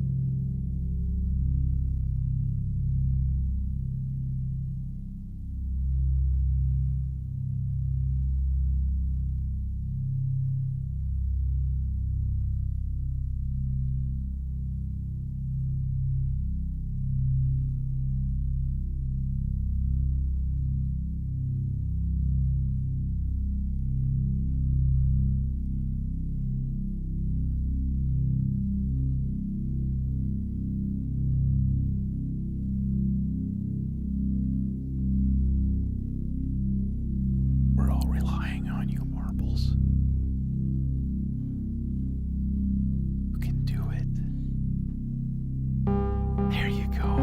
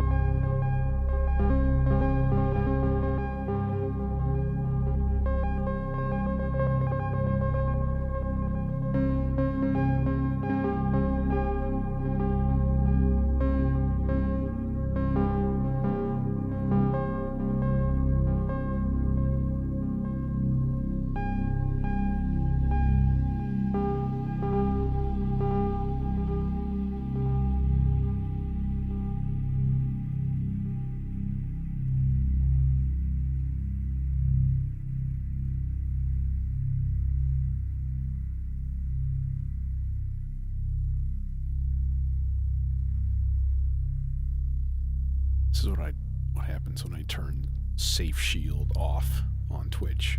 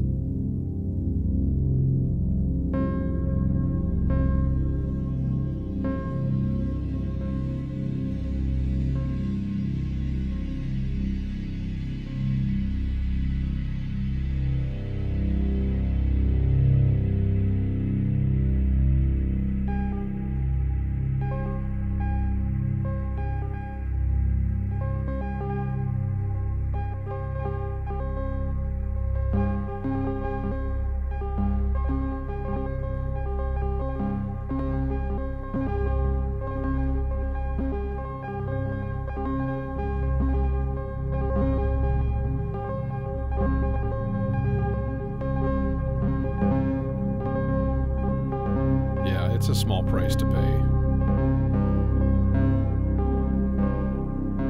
I'm a small channel. I'm beneath their notice.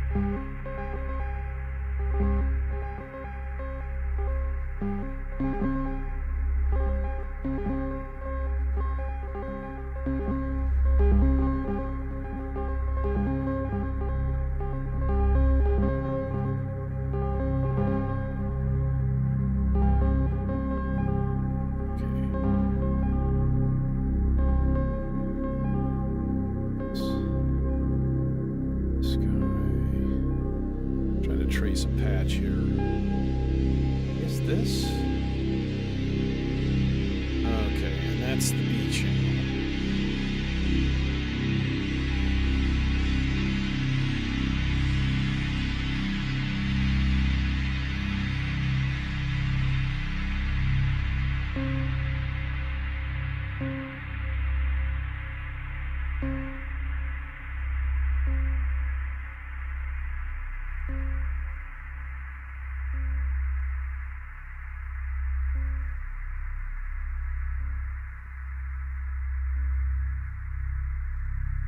Yes, Terra.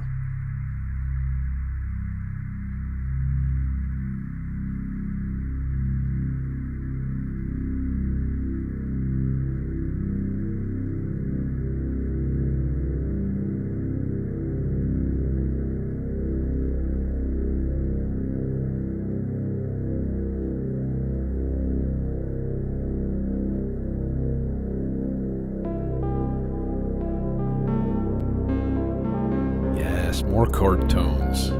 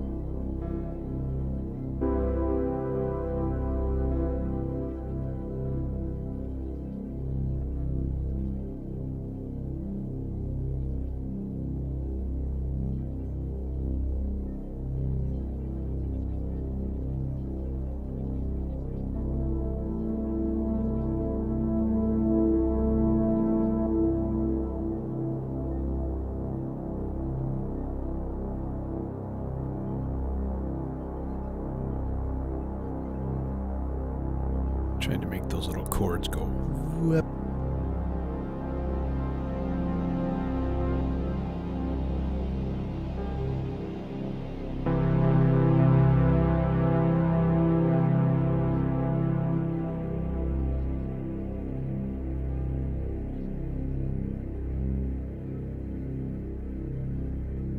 I take matters into my own hands.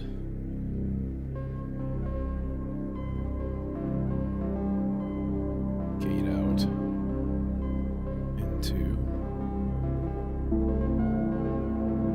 something that won't reach.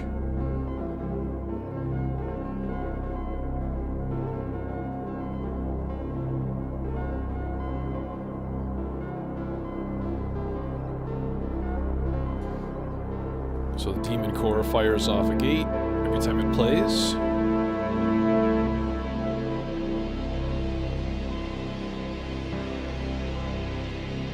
Right, so cool, right? So let's send it a filter envelope. Reverse the shape. Yep.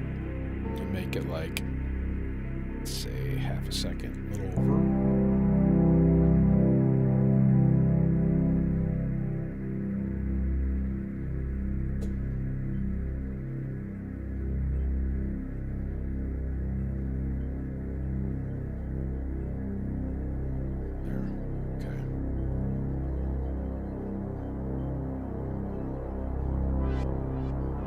There we go.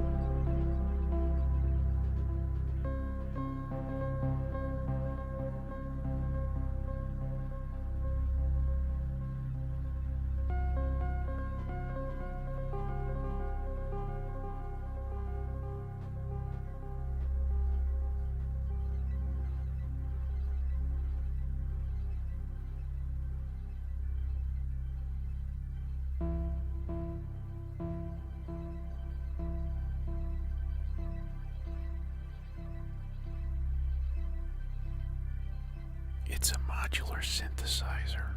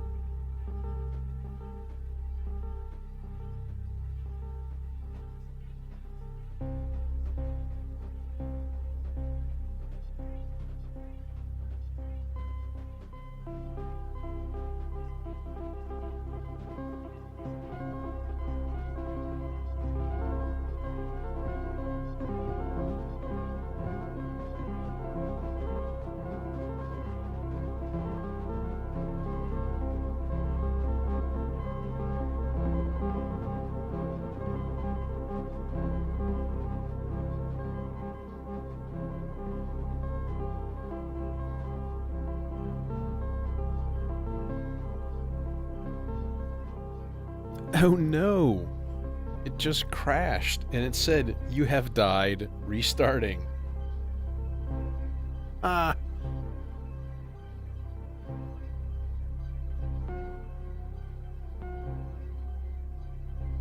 That was wild. The Recursion Studio.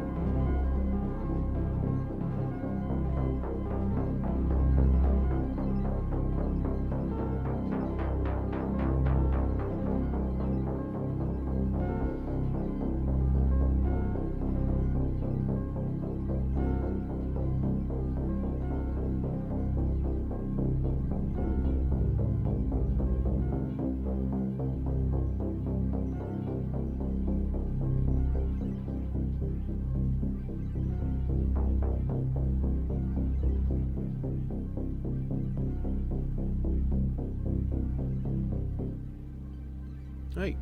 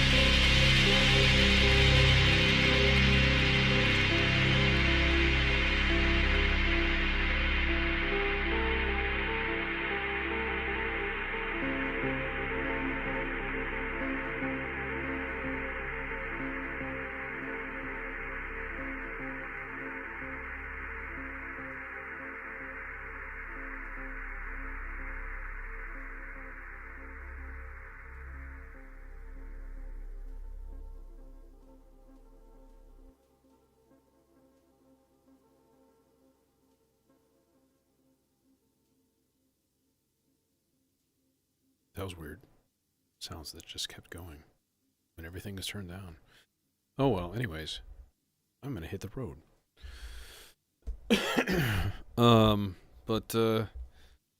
Yeah. Not sure when next. Friday's a minimum. It's either gonna be Monday or Wednesday. Kind of depends on the weather. The weather's nice. I probably won't want to stay inside. So, anyways, thanks for joining me. Be sure to hit that like